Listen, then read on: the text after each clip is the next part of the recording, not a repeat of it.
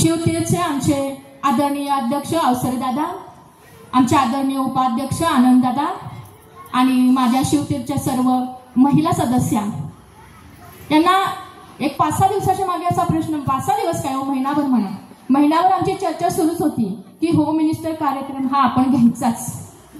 एकंदरीत home minister कार्यक्रम जे आम्ही मिरजमध्ये पाहिले ते स्टेजवरती जी जी महिला गेली आहे त्या महिलेचा अपमान न होता ती खाली आलेलीच नाही. त्यामुळे मनात दुगदुग होती की बाबा आपण कार्यक्रम घेतोय शिवतीर्थ छत्रपती शिवाजी महाराजांचा आणि त्यांच्या ह्या हिरकणींचा स्टेजवरती जाऊन होम मिनिस्टरच्या कार्यक्रमामध्ये जर अपमान होणार असेल तर दादा आपण हा कार्यक्रम नको ठेवायला.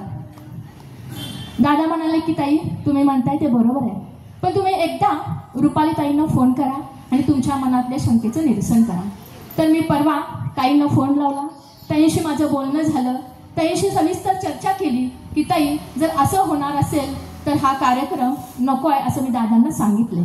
तर ताईंनी मला पूर्ण माहिती दिली की नाही तुमचं बरोबर आहे, पण स्टेजवरती अगदी छोटीशी बालिका येऊ दे, छोटा मुलगा येऊ दे, वृद्ध महिला येऊ दे किंवा प्रौढ ताई येऊ दे, त्या महिलेचा कधीही इथं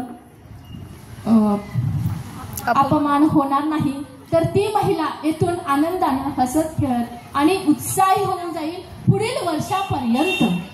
त्यामुळे मला एक आनंदाचं हे झालं की नाही बाबा ठीक आहे, तुमचा होम मिनिस्टर कार्यक्रम आज होणार आणि ठरलेल्या वेळेतच होणार.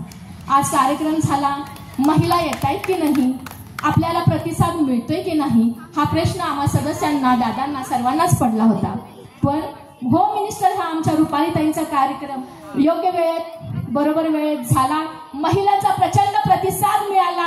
ताईंनी खूप छान खेळ घेतला महिलांचा आणि सर्व हिरकणींनी त्यात भरभरून आपला खेळ सादर केलेला आहे. आणि मी विशेष म्हणजे त्या ताईंचं खूप मनापासून आभार मानेल. त्यांना आजी मी बिलकुल म्हणणार नाही, त्या आजी दिसतच नाही, त्या आहेत आपल्या रजपूत ताई, अगदी 16 वर्षाची तरुणी.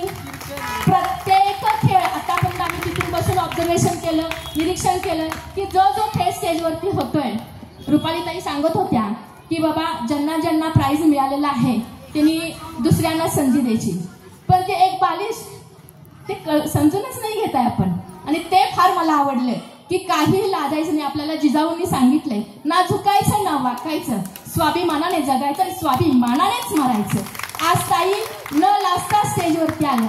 इथे बसलेली जी महिला आज इथं स्टेजवरती आली नाहीये तिच्या मनात थोडीशी रुकरुक लागली.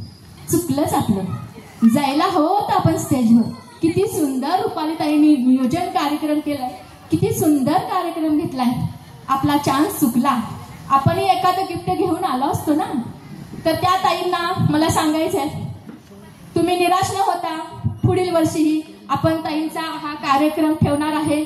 मोठ्या उत्साहात पुन्हा एकदा त्या सादर करणार आहेत कार्यक्रम. दरवर्षी आपण शिवरायांची जयंती मोठ्या उत्साहाने सादर करतो आणि दरवर्षी आपल्या ताईंचा कार्यक्रम इथे सादर होणार.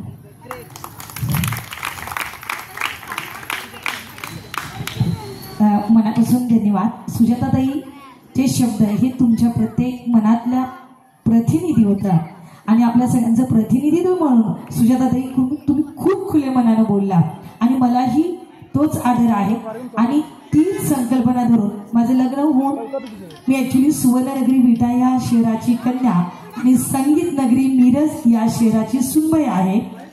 मात्र सुवर्णनगरी ते संगीत नगरी हा प्रवास करत असताना या संगीत नगरीमधून कधी सुद्धा घरातून बाहेर पडताना असा एकही दिवस माझा गेला नाही की ज्या दिवशी मी सासूबाईंना नमस्कार केला नाही. त्या नोकरीच्या ठिकाणी असेल तर तिथं जाऊन मी नमस्कार करणार आणि मग मी बाहेर पडणार, कारण मी कुठला उपवास करत नाही. माझे शब्द, माझी ताकद आणि माझं यश हे सासूबाई आणि सासऱ्यांचे आशीर्वाद आहेत. त्यामुळे तीच संकल्पना घेऊन मी आपल्यापर्यंत आलेली असते आणि त्या संकल्पनेमध्ये तुम्ही सगळेजण सहभागी झाला याचा मला खूप आनंद आहे. धन्यवाद. पुन्हा एकदा आपण असंच भेटणार आहोत आणि